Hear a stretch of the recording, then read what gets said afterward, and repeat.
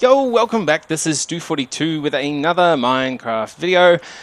Today I'm going to just expand on last episode's theme where we had our Ender Quarry.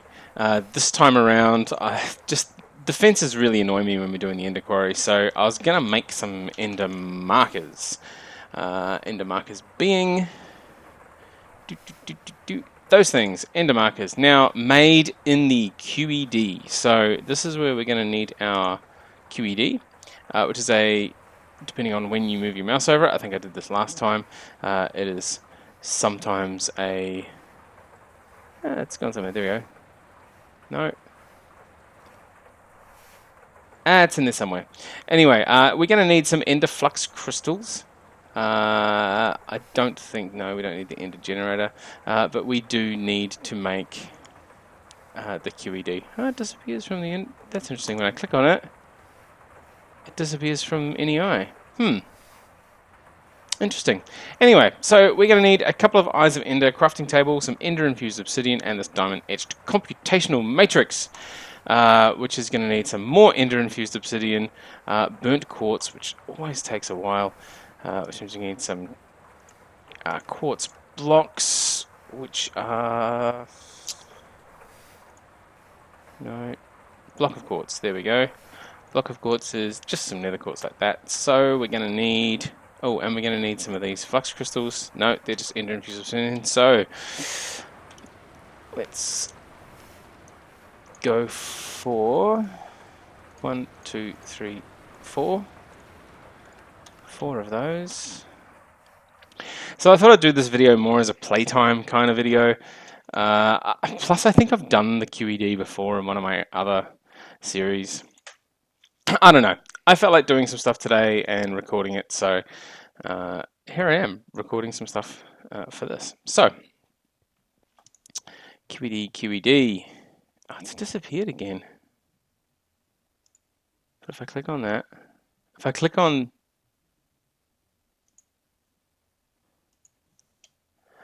I think I know what it is. Yeah, sometimes when you hover over it, it may have Ender in the title, it may not.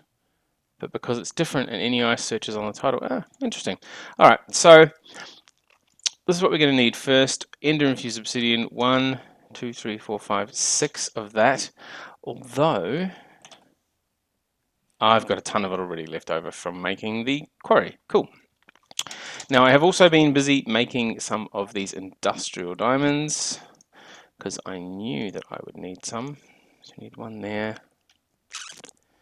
Grab burnt quartz, burnt quartz. Hurrah! Some of those crafting table. Eye of Ender. I don't have any more Eyes of Ender. Look, I know that that is the worst way of making blaze powder, but I just don't really have the time. Yeah. There's an interesting thing that happens when you have stuff accessible. So, for example, if I have this blaze powder in here, and there is a storage bus on the back, I can get to the blaze powder in here, but I can't restore it back in. Now, if you've got multiple items, so say you've got torches, for example, and torches are not listed in the storage bus in terms of a filter. So if I then did something with a torch in a recipe, every time I then grabbed that out, I found another one would come out of here and just go into my inventory down here, and I can't put that back in there. I mean, it fixes itself once you add it to the filter on the back, but it's still a little bit annoying and interesting. I mean, I haven't quite sorted out all the stuff yet. I do eventually want to take the filters off these storage buses and the ones over there. Actually, maybe I'll keep the filters on here, and I'll take the filters off the ones over there, so that these can be used sort of as general purpose barrels for random stuff. Hopefully just ores, but I do want to process all that ore first. Got a lot of work to do. I do need to set up some automatic processing for that. Anyway, that is a very long way of saying I've got a ton of stuff to do. Let's go that there, that there, that there, that there. Hoorah! One quad erat demonstrandum. Demonstrandum? Demonstrandum. Whatever the hell that is. Now we need at least one of these. Oh, we need another eye vendor. Oh well. See, I can't even put the... I must have had a spare crafting table already. That's annoying. And was it like that? Yes, it was. Awesome. So these things apparently don't really need to be close to each other. I mean, they don't need to be plugged into each other or anything. So I think the last time I made one of these, I just sort of shoved one down somewhere. I don't know. Let's shove it there. And let's put that above it. Seems reasonable. Cool. Did I put a space there? No, there we go. Into marker needs. So I'm going to need 3 of these, which means I'm going to need 1, 2, 3. Let's make a spare one. Never hurts to have a spare. 3, 4. 1, 2, 3, 4. Hurrah! This stuff flows. I'm not sure how far away that can be. Must be a few blocks, because you can add some more of these to make them go a bit faster. Do I want to make another one? Maybe. Let's see.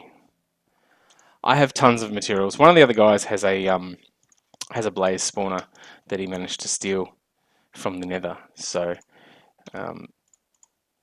it's pretty handy to just be able to go and sort of steal blaze rods from him whenever I need to. So that's still going. What if we put it there? Hey, that's kind of freaky. What about here? Too far. How many blocks is that? 1, 2, 3, 4, 5, 6, 7, 9. Okay, so it's looking like a nice round 8 blocks away. Cool. Alright, I don't want these 8 blocks away. I want these in the roof, out of the way. And that is now going a bit faster. Awesome. So once we get our 3 of these, we should be able to mark out better areas for our quarry to use. That's really cool. I'm tempted to make another couple of these just because I can. Really? Let's do it. This is what happens when you get more material than you know what to do with. What just happened there? Oh, I accidentally pushed a number. Let's put one there, one there. Haha!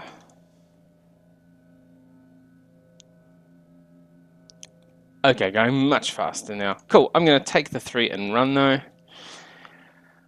And let's go back to our... Nope, not quite. Sunset again. Now over here where I was quarrying before, there's a lot of really, really good stuff in the ground behind my base.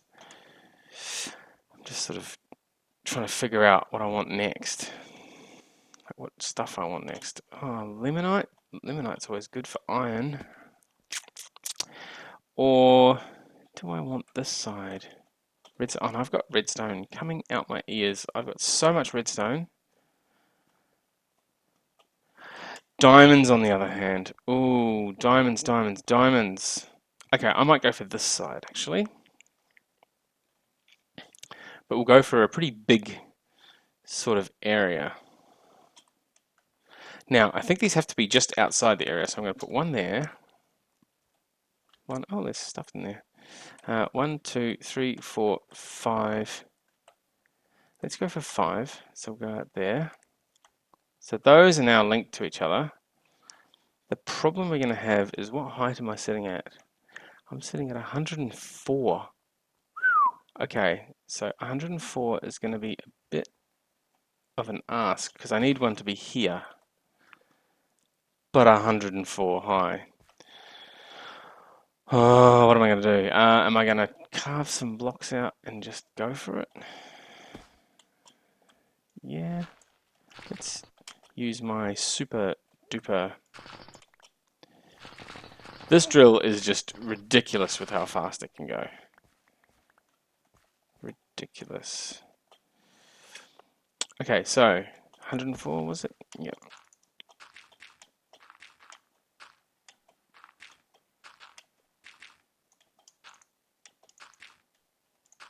$104. Cool. So let's put the thing there. Now hopefully we'll get some little sparklies. Sparklies? Maybe? I wonder how far these can be. That might not be working. That might be too far away. Ender quarry. Let's put the ender quarry here. Unable to detect. Quarry marker square is incomplete. Okay, so I did get that right, didn't I? 104. Oh, maybe not, actually. Huh. They stay in the air. That's interesting. Ah, I was one too high. Okay, so as you can see, I've got two mini-maps on my screen at the moment. The one at the top is from, oh, I can't remember the name of the one, Journey Map, I think. And the one at the bottom is from Opus. Now, Opus is normally disabled. The only reason I have it turned on is because I can then do my / Opus command. You won't be able to see the results of that, but it opens another window that lets me check on things like server lag and stuff. Now, what I think happens here is Journey Map and Opus use a slightly different number. One of them uses the height that your feet are at, and one of them uses the height that your head is at. Looks like, well, 104 is going to be the one that your head's at. So Opus is where your head is, and Journey Map is where your feet is. So now if I right-click this, successfully established boundary. Awesome. Now we just need some power, and our trusty ender chest, which is over here where I was using it to harvest some of the dirt that the previous quarry had made. So let's go there and just there. 0 blocks scanned. 0 blocks scanned. Okay, so this is set to quarry power. Yes, it's all set and done. Everything is cool. Receive only. Oh, we've got a ton of crap in here. This is a neat trick. Fluorite comes in here. It should turn into gems like that. And then because I have a barrel set to accept the gems, I can actually put it back in as that, which is kind of cool. Uraninite ore, cool. Sulfur, don't really care about. Stone dust can just go in the bin. Gold dust, go on, just, I don't want any of that. Cool, so that's not quite running yet. I'm guessing the power's turned off at the other end. Wow, we're going to get a ton of gravel from this as well. Run, run, run.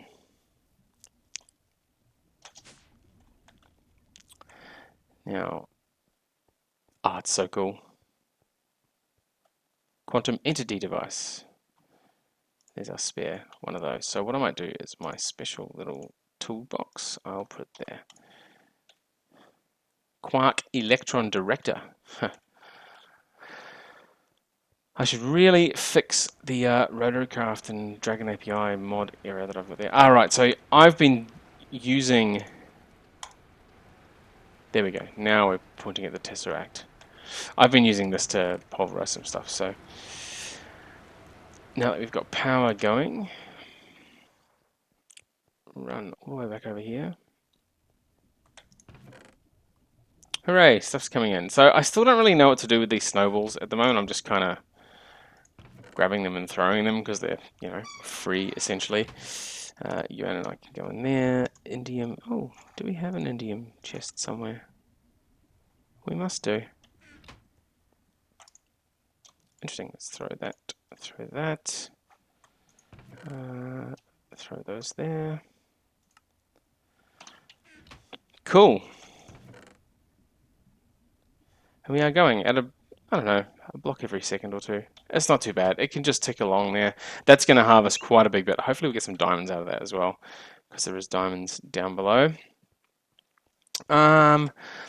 What else? There was something else I was going to say. Yes. I recently went away. I went on holiday, and as a result, I turned everything off. So I just pulled all of the item pipes out. Again, I can't remember if I mentioned this in the last video or not. But I was having I did mention that I was having problems with these barrels draining. So as a result, I didn't want to, like when I went away, I didn't want to take these chunk loaders down in case I had this weird barrel bug again. So I've left the chunk loaders up. I cooled down all of these low pressure boilers, basically took out all the fuel, took the item pipes out of the way. The same with my one downstairs. Removed one of these cables here, so A was completely shut down, and everything just kind of sat like that.